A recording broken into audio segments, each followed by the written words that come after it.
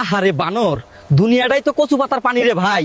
আজ ধান আছে কাল নাই, চল এই দুঃখে পাশের বাড়ির থেকে দুইটা মুরগি চুরি করে খাই আসি। গ্রামের চারদিকে সোনালি ধান পেকে উঠেছে। মাঠ ভরা পাকা ধান, কাঁচা রাস্তা ধরে গরুর গাড়ি যাচ্ছে। সেই গ্রামে থাকত শিয়াল আর বানর। বানর দিনমজুর, ধান কাটে বোঝা তলে। শিয়ালের ছিল ছোট্ট একটা ধানের গোলা। এক রাতে প্রবল বৃষ্টি নামল। ভোরে বানর দেখল তার কাটা ধান ভিজে নষ্ট হয়ে গেছে। সে বসে কাঁদছে, এবার আমার সংসার চলবে কিভাবে?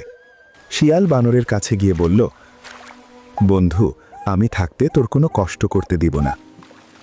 সে চুপচাপ নিজের গোলা খুলে বলল, এই ধানটা তুই নিয়ে যা, যখন পারবি তখন ফিরিয়ে দিবি। বানর অবাক হয়ে বলল, তোর তো কম ধান আছে। শিয়াল বলল, ধানের গোলা খালি হলে ভরা যায়, কিন্তু বন্ধুর মন ভাঙলে সেটা ভরতে সময় লাগে।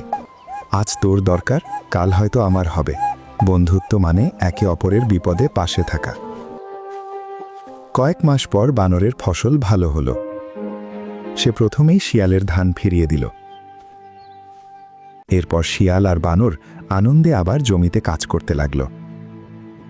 বিপদে যে পাশে দাঁড়ায় সেই সত্যিকারের আপন। সম্পদ কমে যেতে পারে, কিন্তু হৃদয়ের উদারতা কমা উচিত নয়। আজ তুমি কারো ভরসা হও, কাল সেই ভরসাই তোমার শক্তি হবে। বন্ধুত্ব মানে শুধু সুখ ভাগ করা নয়, দুঃখ কাঁধে তুলে নেওয়া।